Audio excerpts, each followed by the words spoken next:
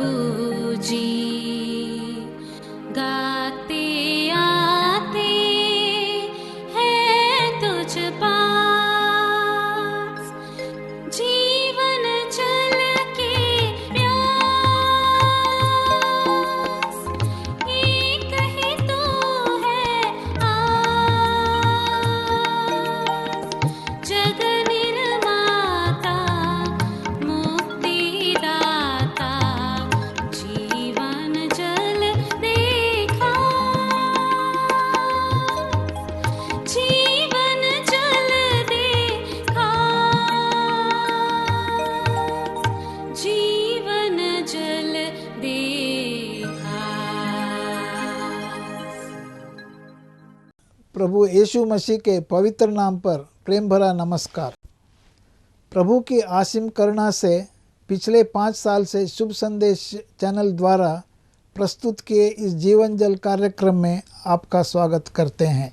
यह कार्यक्रम बहुत प्रियजनों के जीवन में प्रभु यीशु मसीह पर विश्वास करके उद्धार पाने और मसीह जीवन के लिए एक आशीष का कारण हो गया है। प्रभु की महिमा हो। परमेश्वर का वचन कहता है, क्या ही धन्य है हर एक जो यहोवा का भय मानता है और उसके मार्गों पर चलता है। यही इस जीवन जल कार्यक्रम का उद्देश्य है कि आप अपने परिवार के साथ परमेश्वर के वचन में सच्चाई का मार्ग एवं प्रभु यीशु मसीह पर विश्वास के द्वारा सच्चाई का जीवन अनुभव कर सके। आपके और आपके परिवार का उद्धार और आशीष का कारण ठहरे, यही हमारी प्रार्थना है। इस कार्यक्रम का लाभ उठाते हुए आप इस विषय में जरूर अपने पड़ोसी और प्रियजनों के सूचित करें। साथ ही करस्पॉन्डेंट के माध्यम द्वारा मराठी, हिंदी और अंग्रेजी भाषा में बाइबल का अध्ययन भी कर सकते हैं। प्रभु का वचन सुने और आशीष पाए। आमीन।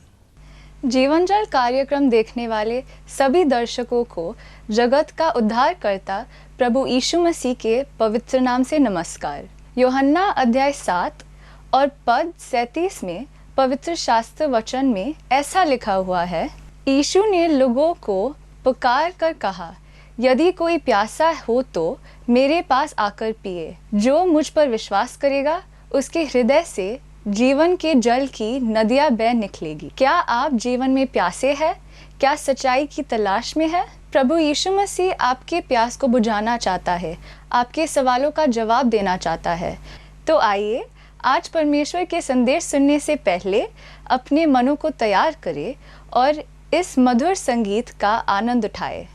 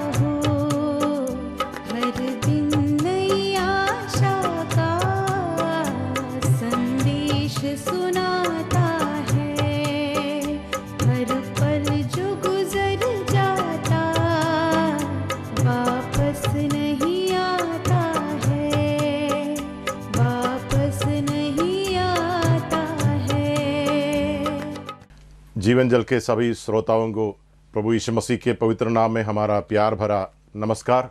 आप सबों को हम धन्यवाद देते हैं क्योंकि आपने फिर से आपका बहुमूल्य समय निकालकर परमेश्वर के वचन को सुनने के लिए आपने इच्छा प्रकट किया। हम जरूर आशा करते हैं और प्रार्थना करते हैं कि ये समय आपके लिए आनंद और आशीष का कारण बने। पिछले बार हमने प्रभु यीशु मसीह के विषय में दो बातें यूहन्ना रचित सुसमाचार पहला अध्याय से देखा। यूहन्ना रचित सुसमाचार पहला अध्याय में हमने ये पाया प्रभु यीशु मसीह के 12 शिष्यों में से प्रथम 2 शिष्य किस प्रकार प्रभु के पास आए, किस प्रकार उनके जीवन बदल गया। वहाँ पर हमने ये देखा कि पतरस का नाम प्रभु ने बदल दिया। नाम बदलने का मतलब है उसका स्वभाव बदल गया, जीवन में परिवर्तन आया, रूपांतरण आया। प्रभु यीशु मसीह के पास जब एक व्यक्ति आता है उसका जीवन बदल जाता है, रूपांतरण होता है। और रूपांतरण के मार्ग के सबसे पहला कदम के विषय में हमने मनन किया। सबसे पहला कदम है सुनना। क्या सुनना? परमेश्वर का वचन सुनना। प्रभु के वचन के रोमियों की पत्री 10वां अध्याय के 17वां पद में इस प्रकार हम पढ़ते हैं, विश्वास सुनने से और सुनना मसीह के वचन से होता है। परमेश्वर का वचन यीशु मसीह के संबंध में आप जब संदेश सुनते हैं, उस संदेश सुनने से आपको विश्वास आता है। विश्वास के द्वारा आपका उद्धार होता है। संसार में बहुत सारे संदेश हमें सुनने के लिए मिलता है, परंतु बहुत सारे संदेश हमें आनंद नहीं देता है, खुशी नहीं देता है। बहुत से संदेश हमारे मन को तोड़ने वाले होते हैं। कुछ संदेश ऐसा है जो हृदय को, मनों को मनोरंजन देता है, परंतु उद्धार देने वाला संदेश, सुनने वाले मनुष्य को तारण, उद्धार, पापों की क्षमा देने वाला संदेश यीशु मसीह के संबंध में संदेश है। और इसलिए पौलुस कहता है विश्वास सुनने से और सुनना मसीह के वचन से होता है। उद्धार पाने के लिए विश्वास जरूरी है। पर विश्वास पैदा कैसा होता है? विश्वास पैदा तब होता है जब यीशु मसीह के संबंध में सही सत्य, सही शिक्षा एक व्यक्ति को सुनने के लिए मिलता है। पिछली बार हमने ये मनन किया, प्रभु यीशु मसीह के संबंध में सही शिक्षा जब 2 लोगों को मिला, उन लोगों के जीवन में परिवर्तन आया। सुना और उनके अंदर विश्वास आया। उस भाग को एक और बार आपके लिए मैं पढ़ना चाहूंगा। यूहन्ना रचित सुसमाचार पहला अध्याय के 35, 36, 37 पदों को मैं पढ़ता हूं। दूसरे दिन फिर यूहन्ना और उसके चेलों में से 2 जन खड़े हुए थे और उसने यीशु पर जो जा रहा था दृष्टि करके कहा, देखो ये परमेश्वर का मेमना है। तब वे दोनों चेले उसकी ये सुनकर यीशु के पीछे हो लिया। परिवर्तन के मार्ग का दूसरा कदम यहाँ पर हमको मिलता है, वो ये है न केवल सुनना परंतु उसके पीछे हो लेना। केवल सुनना काफी नहीं है, परंतु सुनने वाले व्यक्ति को एक निर्णय लेना होता है, एक निर्णय का कदम उठाना पड़ता है। हमने ये देखा यूहन्ना के सुसमाचार पहला अध्याय यीशु मसीह के विषय में स्पष्ट सत्य को प्रकट करता है। 2 बातों के ऊपर पिछले दिन हमने मनन किया। सबसे पहली बात, प्रभु यीशु मसीह आरंभ से है, क्योंकि वो अनादिकाल से अनंत काल तक रहने वाले परमेश्वर हैं। यीशु मसीह का आरंभ नहीं होता है। यीशु मसीह 2000 साल पूर्व शुरू नहीं हुआ। यह सत्य है। प्रभु यीशु मसीह का आगमन पूरे विश्व के इतिहास को 2 भाग में कर दिया, ईसा पूर्व और ईसवी। आज हम ईसवी सन में हैं, 2021 में हम लोग प्रवेश किए हैं। ईसवी शब्द का मतलब है 2020 साल पहले प्रभु यीशु मसीह इस जगत में आया। प्रभु यीशु मसीह का आगमन पूरे सृष्टि के, पूरे दुनिया के इतिहास को विभाजित किया, 2 हिस्से में बांट दिया। उसका एक अर्थ यह है, प्रभु यीशु मसीह ऐतिहासिक पुरुष है।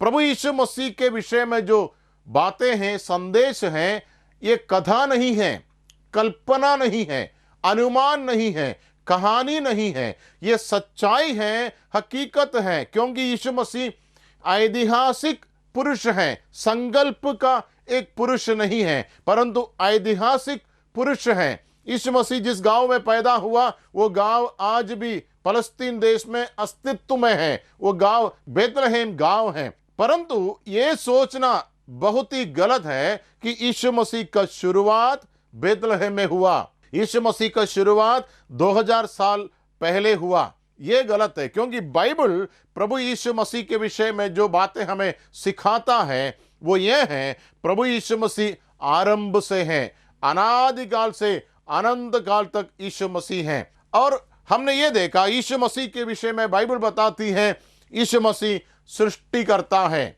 यीशु मसीह परमेश्वर है। दूसरी बात, यूहन्ना के सुसमाचार पहला अध्याय हमें यह सिखाता है प्रभु यीशु मसीह जो आदि से है, परमेश्वर है, वो परमेश्वर देह धारण किया, मानव रूप धारण किया, परमेश्वर मनुष्य बन गया।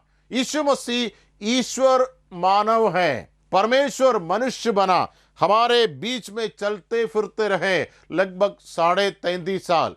पर यूहन्ना के सुसमाचार पहला अध्याय यीशु मसीह के विषय में एक और बहुमूल्य बातें बताता है। वो बात मैं आपको पढ़कर सुनाना चाहूंगा। पहला अध्याय का 29वां पद, दूसरे दिन उसने यीशु को अपनी ओर आते देखकर कहा, देखो ये परमेश्वर का मेमना है जो जगत का पाप उठा ले जाता है। यीशु मसीह यहां पर कौन है? यीशु मसीह पाप को हरने वाला है, पाप को उठा ले जाने वाला है। यीशु मसीह पाप वाहक बन गया, पाप वाहक बन गया, पाप उठा ले जाने वाले। यूहन्ना जब अपनी पत्री लिखते हैं, उस पत्री में यूहन्ना ने कहा, यीशु मसीह के विषय में यूहन्ना ने जो शब्द कहा मैं आपके लिए पढ़कर सुनाना चाहूंगा। यूहन्ना की पहली पत्री 3 अध्याय उसका 5वां पद में इस प्रकार लिखा है, तुम जानते हो कि वो इसलिए प्रकट हुआ, यीशु मसीह इसलिए प्रकट हुआ कि पापों को हर ले जाएं, और उसके स्वभाव में पाप नहीं। यीशु मसीह क्यों आया? पापों को हर ले जाएं, पापों को उठा ले जाएं, पापों को मनुष्य के ऊपर से निकालकर उसको मिटा डाले। प्रभु यीशु मसीह के विषय में यह तीसरा महान सत्य है जिसको हम अनदेखा नहीं कर सकते हैं। 3 सत्यों को हमने देखा, वो परमेश्वर हैं। दूसरा सत्य, वो मानव धारण किया हुआ परमेश्वर हैं। तीसरा सत्य, वो पापों को हर ले जाने वाला परमेश्वर मानव हैं। उस यीशु मसीह की ओर यूहन्ना बपतिस्मा देने वाला इशारा करके बताया, देखो ये परमेश्वर का मेमना है। मेमना शब्द 2 बातों को बताता है। सबसे पहले मेमना शब्द यीशु मसीह के चरित्र को, यीशु मसीह के स्वभाव को बताता है। मेमना शब्द का मतलब है प्रभु यीशु मसीह शांत स्वभाव के हैं, नम्र और दीन है। यीशु मसीह एक मेमना जैसा है। बाइबल के अंदर बहुत सारे और भाग हैं जहां पर प्रभु यीशु मसीह को मेमना के साथ तुलना किया गया है। मेमना एक कमजोर जानवर है। मेमना एक ऐसा जानवर है जो दूसरों को हमला नहीं करता है। मेमना एक ऐसा प्राणी है, यदि दूसरा उसको कष्ट भी देगा वो चुपचाप सह लेगा। मेमना एक ऐसी प्राणी है जो ऊंचे शब्द में चिल्लाएगा भी नहीं। जो उसको मारेगा वो मार खाएगा, पर उल्टा कुछ नहीं करेगा, उल्टा नहीं मारेगा। प्रभु यीशु मसीह को मेमना शब्द इसलिए दिया है क्योंकि वो उसका स्वभाव है। प्रभु यीशु मसीह के विषय में बाइबल के बहुत से और भागों में ये पढ़ने के लिए मिलता है। पत्रोस, जिसके विषय में हमने अभी पढ़ा, जो यीशु मसीह के पास आने से उनका जीवन बदल गया। पत्रोस अपनी पत्री जब लिखता है, पत्रोस कहता है वो धमकी सुनने के बाद वापस धमकी नहीं देता है, गाली सुनने के बाद वापस गाली नहीं देता है, परंतु शांत सारे पीड़ाओं को, सारे उपद्रवों को सह लेता है, और धर्मी परमेश्वर, न्यायी परमेश्वर के हाथों में सब कुछ सौंप देता है। तो यीशु मसीह को जब मेमना कहता है, उसका एक मतलब यह है, वो शांत है, दीन है, नम्र है, बलवा करने वाला नहीं है, उपद्रव करने वाला नहीं है, शांति से सारे पीड़ाओं को, उत्पीड़नों को सहने वाला है प्रभु यीशु मसीह। परंतु मेमना शब्द का दूसरा मतलब यह है, वो प्रभु यीशु मसीह के मिशन, प्रभु यीशु मसीह के विशेष उद्देश्य जिसके लिए आया था उसको बताता है। यहूदी धर्म के लोगों के लिए मेमना बहुत ही जाना पहचाना शब्द है और मेमना बहुत ही जाना पहचाना प्राणी है, जंतु है, क्योंकि यहूदियों के धार्मिक विधियों के अनुसार इस मेमने को सबसे ज्यादा इस्तेमाल बलिदान के लिए किया जाता है। बलिदान का पशु है मेमना। हम बाइबल के पुराना नियम में निर्गमन के पुस्तक को लेकर वहां से जब पढ़ते हैं, हम ये समझते हैं कि परमेश्वर ने यहूदियों को ये आदेश दिया, जब तुम पाप करेगा, तुम्हारा पाप का नतीजा जो मौत है वो तुमको उठाना पड़ेगा, क्योंकि वचन कहता है जो प्राणी पाप करेगा वो अवश्य मरेगा। और प्रभु ने कहा जब तुम पाप करेगा तुम्हें मरना अवश्य है, पर मैं तुमसे प्रेम करता हूं, मैं तुम्हारे लिए प्रावधान किया है, तुम एक मेमने को लेकर आना, एक जंतु को लेकर आना जो निर्दोष होगा, निष्कलंक होगा, और तुम उसके ऊपर अपना हाथ रखना, और जब उसके ऊपर तुम हाथ रखेगा ये माना जाएगा तुम्हारा पाप का दंड उसके ऊपर सौंप दिया गया, और जब उसके ऊपर पाप का दंड सौंप दिया गया तुम मुक्त हो गया, तुम आजाद हो गया, और तुम्हारा पाप का बोझ इस जंतु, इस प्राणी के ऊपर चला गया जो निर्दोष है, जो निष्कलंक है। उसके बाद इस प्राणी को, इस जंतु को जब वध किया जाएगा तो तुम्हारे पाप का दंड चुका है, हो चुका है, तुम मुक्त हो गया, तुम आजाद हो गया, तुम्हें मुक्ति मिला, तुम स्वतंत्रता के साथ वापस जा सकते हैं, क्योंकि तुम्हारा दंड हो चुका है। भले ही तुमको नहीं मिला, परंतु तुम्हारी जगह में एक जानवर ने उस दंड को उठा लिया। यहूदी लोगों ने लाखों लाखों लाखों जानवरों को इस प्रकार बलिदान दिया है, क्योंकि जीवन में पाप होता रहता है। आज मैंने पाप किया, आज उस पाप के लिए मैंने बलि किया, कोई गारंटी नहीं है कि कल मैं पाप नहीं करूंगा। पाप होता रहता है, और जब तक पाप होता रहता है तब तक बलिदान चलता रहता है, और ये सिलसिला कभी बंद नहीं होता है, क्योंकि मनुष्य का पाप करना कभी बंद नहीं होगा, और जब तक पाप होगा तब तक बलिदान चलता रहेगा। इसलिए बलिदानों के पशुओं की गिनती बढ़ती जाएगी, लाखों लाखों अरबों अरबों की संख्या में जानवरों का बलिदान होता है। परंतु यूहन्ना बपतिस्मा देने वाले के शब्दों को सुनने वाले इन दो चेलों का ध्यान आकर्षित हुआ किस चीज के ऊपर? अभी तक इन लोगों ने जो मेमना देखा है, पहली बात तो मनुष्यों का मेमना है, मनुष्य तैयार करता है, मनुष्य लाता है। दूसरी बात, अभी तक जो मेमना देखा है वो तो एक प्राणी है, एक जंतु है, चार पैर से चलने वाला एक जंतु है।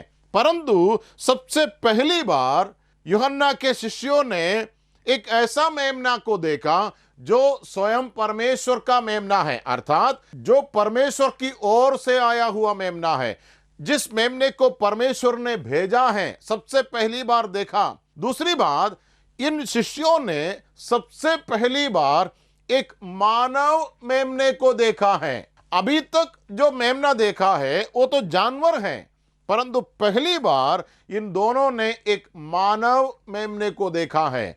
हमने पढ़ा, जब इन दोनों ने सुना, वे दोनों चेले उसकी ये सुनकर यीशु के पीछे हो लिया। एक निर्णय हो गया, एक परिवर्तन आ गया। जब वचन सुना, सत्य का वचन सुना, एक परिवर्तन आ गया। मैं ऐसा समझता हूं इन दोनों शिष्यों को कुछ बातें जरूर समझ में आया, स्पष्टता के साथ समझ में आया। उसमें सबसे पहली बात यह है, यदि ये पापों को उठाने वाला परमेश्वर का मेमना है तो ये मेरे लिए है। क्यों? क्योंकि मैं पापी हूं। इन दोनों को ये एहसास हो गया, मेरा जीवन का समस्या मेरा पाप है। हर रोज पाप के साथ मुझे कुश्ती लड़ना पड़ता है, संघर्ष करना पड़ता है। पाप मेरा जीवन का एक अटूट हिस्सा हो गया।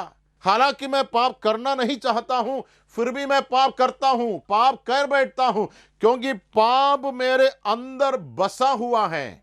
वचन के अंदर ऐसा लिखा है, पौलुस प्रेरित कहता है, मुझ में अर्थात मेरे शरीर में कोई अच्छी वस्तु वास नहीं करती, मुझ में पाप बसा हुआ है। यह केवल एक मनुष्य की कहानी नहीं, ये सारे मानव जाति का हालत है। हम सबों के अंदर पाप बसा हुआ है, इसलिए हम पाप करते हैं। हमें पाप के साथ संघर्ष करना पड़ता है, हम नहीं चाहने पर भी पाप करना पड़ता है। पौलुस कहता है, जो अच्छा काम मैं करना चाहता हूं मुझसे होता नहीं, जो गंदा काम मैं पसंद नहीं करता हूं मैं वही करता हूं। उसका मतलब मुझ में पाप बसा हुआ है। यूहन्ना बपतिस्मा देने वाले के दोनों शिष्यों को अपना पाप का एहसास हो गया, उनको समझ में आया हमारे जीवन में सबसे ज्यादा हमको तकलीफ देने वाला विषय हमारा पाप है। हालांकि बहुत सारे बलिदान अभी तक कर चुका है, परंतु इस पाप के गुलामी से अभी तक हमें मुक्ति नहीं मिला। और यहां पर इन दोनों शिष्यों को जीवन में पहली बार एक ऐसा मेमना देखने के लिए मिला जो परमेश्वर की ओर से निर्धारित मेमना है। दूसरी बात, एक मानव मेमना है, परमेश्वर का मेमना। इन दोनों को समझ में आया। हमारा सवाल का उत्तर यह है, हमारी समस्याओं का समाधान यह है, हमारा पाप की समस्या को दूर करने वाला यह है। क्योंकि इससे पहले हमने पढ़ा, यूहन्ना कहता है ये परमेश्वर का मेमना है जो जगत का पाप उठा ले जाता है। उस शब्द का मतलब यह है, एक बार यदि वो पाप उठा लेकर गया, फिर वो पाप के बारे में आपको चिंता नहीं करना है। भाई बहन, यदि आपको लगता है पाप आपकी समस्या है, आपकी समस्या का उत्तर है यीशु मसीह, आपकी समस्या का समाधान है यीशु मसीह। क्योंकि दुनिया में बलिदान जो आप करते हैं उसमें से कोई भी बलिदान पाप को हर ले जाने वाला बलिदान नहीं है। हम पाप की क्षमा के लिए इस दुनिया में जो कुछ भी प्रयत्न करते हैं, कोई भी प्रयत्न संतुष्टि देने वाला प्रयत्न नहीं है। आपने एक बार किया, फिर करना पड़ेगा, क्योंकि आप पाप करते रहते हैं। पाप करना कभी बंद नहीं होता है, और इसलिए मनुष्य का परिश्रम और बलिदान चलता रहेगा। लेकिन परमेश्वर की तरफ से एक सनातन हमेशा के लिए समाधान परमेश्वर ने नियुक्त किया। वो समाधान है प्रभु यीशु मसीह, पापी का बचाने वाला। परमेश्वर की तरफ से प्रावधान है, परमेश्वर का समाधान है। 2000 साल पूर्व जब प्रभु यीशु मसीह संसार में आया, प्रभु यीशु मसीह एक ही उद्देश्य से आया। हम सभी लोग संसार में जीने के लिए आते हैं, हम मरना नहीं चाहते हैं, कोई भी मरना नहीं चाहते हैं। सब लोग चाहते हैं अपनी आयु को लंबा करें। अपनी आयु को बढ़ाने के लिए लोग लाखों करोड़ों रुपया खर्चा करते हैं। क्यों? क्योंकि मनुष्य मरना नहीं चाहते हैं। हम चाहते हैं कि जितना दिन इस जिंदगी को खींचे उतना दिन हम खींचना चाहते हैं। परंतु यीशु मसीह जीने के लिए नहीं आया, यीशु मसीह मरने के लिए आया। उसके आगमन का एकमात्र उद्देश्य था, मरना है। क्यों? क्योंकि वो पाप वाहक बनकर आया, पाप को हर ले जाने वाले, पाप को उठा ले जाने वाले, पाप को उठा ले जाने के लिए आया। 2000 साल पूर्व प्रभु यीशु मसीह जब क्रूस पर मरा, यीशु मसीह क्या कर रहा था? यीशु मसीह पाप को हर ले जा रहा था। यूहन्ना कहता है वो इसलिए प्रकट हुआ कि वो पाप को हर ले जाए। यीशु मसीह क्रूस पर क्या किया? यीशु मसीह क्रूस पर पाप को उठा ले गया। और इसलिए प्रभु का वचन कहता है, अब जो यीशु मसीह में है उन पर दंड की आज्ञा नहीं है। उसका मतलब एक बार यदि आप प्रभु यीशु मसीह के बलिदान के ऊपर विश्वास करोगे, आप ये मानोगे, स्वीकार करोगे, प्रभु जी मैं पापी हूं, मुझे नरक का दंड अवश्य मिलना चाहिए, नरक के दंड के योग्य पाप मैंने किया, अनगिनत पाप मैंने किया, परंतु उन सारे पापों का दंड जो मुझे नरक मिलना चाहिए, वो नरक का दंड मेरा प्रभु यीशु मसीह ने उठाया, मेरे लिए क्रूस पर चढ़ा, मेरा पाप उठा ले गया, हर ले गया। मैं विश्वास करता हूं प्रभु यीशु मसीह जो मृतकों में से जी उठा, उस प्रभु को अपने हृदय के अंदर मैं स्वीकार करता हूं।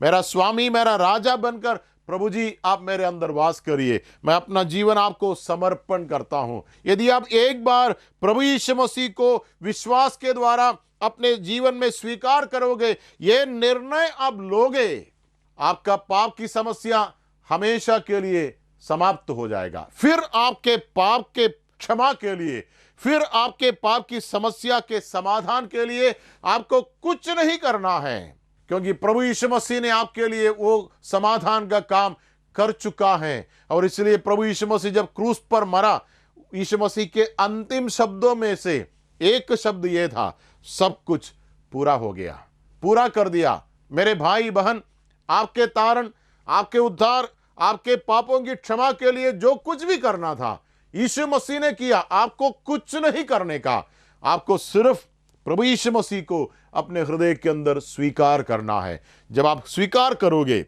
यीशु मसीह आपके अंदर आएगा, आपका प्रभु और आपका मालिक बनेगा। फिर आपको कोई बलिदान करने की जरूरत नहीं। यीशु मसीह एक ही बलिदान है जो हमेशा के लिए सारे मानव जाति के लिए परमेश्वर की ओर से नियुक्त किया है। जब आप यीशु मसीह को अपने हृदय के अंदर स्वीकार करेंगे, इस प्रभु को स्वीकार करके प्रभु के लिए एक निर्णय लेकर परिवर्तन के मार्ग की ओर बढ़ने के लिए परमेश्वर आप सबों को अनुग्रह दे, आशीर्वाद दे। हम इस प्रार्थना के साथ इस संदेश को बंद करते हैं। आइए हम प्रार्थना करेंगे। परमेश्वर दयालु पिताजी, हम आपको धन्यवाद देते हैं आपके वचन को सुनने वाले प्रत्येक भाई और बहन के लिए। उन्होंने अपना कीमती समय निकाला, प्रभु के वचन सुनने की इच्छा प्रकट किया। धन्यवाद देते हैं और प्रार्थना करते हैं कि आप इन प्रिय लोगों को बहुतायत से आशीर्वाद दे, परमेश्वर को करीब से जानने के लिए मदद करिए। यीशु मसीह के द्वारा जो मुफ्त में मिलने वाला अनंत जीवन है, उसको प्राप्त करने के लिए हमारे एक एक श्रोता को मदद करिए। यदि हमारे श्रोताओं में से कोई पीड़ित है, कोई बीमार है, कोई संकट मुसीबत के बीच में से गुजरते हैं, आप उनकी समस्याओं को दूर करिए। प्रभु आप उन्हें आश्वासन दे, तसल्ली दे, अपने करीबी उनको दीजिए। प्रभु प्रार्थना करते हैं, सारा आदर महिमा सम्मान हम आपको देते हैं, आपके प्रिय पुत्र और हमारे प्रिय उद्धारकर्ता प्रभु यीशु मसीह के अति श्रेष्ठ नाम में इस प्रार्थना को करते हैं। सुने और ग्रहण कर ले, आमीन। परमेश्वर आप सबों को आशीर्वाद दे, प्रभु को महिमा मिले। अगर परमेश्वर ने इन वचनों के द्वारा आपसे बातें किया है और आप इन विषय पर अधिक जानकारी प्राप्त करना चाहते हो या किसी प्रार्थना के विषय को बांटना चाहते हो, तो निसंदेह हमें संपर्क करें। हमारा पता Jeevan Jal Nav Bhavna building 422 SVS road, post box number 19161, Prabha Devi, Mumbai 400025। प्रार्थना एवं मुफ्त बाइबल कॉरेस्पॉन्डेंस कोर्स के लिए हमें संपर्क करें। अपना नाम और पूरा पता तुरंत SMS करें। Mobile number 089-925-80744। इस नंबर पर अपना नाम और पता दर्ज कर सकते हैं। Landline number 022-222-422-1842। Email ID gospelbroadcast@yahoo.com। Web address www.lwgb.org। YouTube address जीवन जल TV@YouTube। जीवन जल कार्यक्रम को हर सोमवार और बुधवार शाम 6:30 बजे को और शनिवार रात 9 बजे को इसी चैनल पे आप देख सकते हैं। धन्यवाद।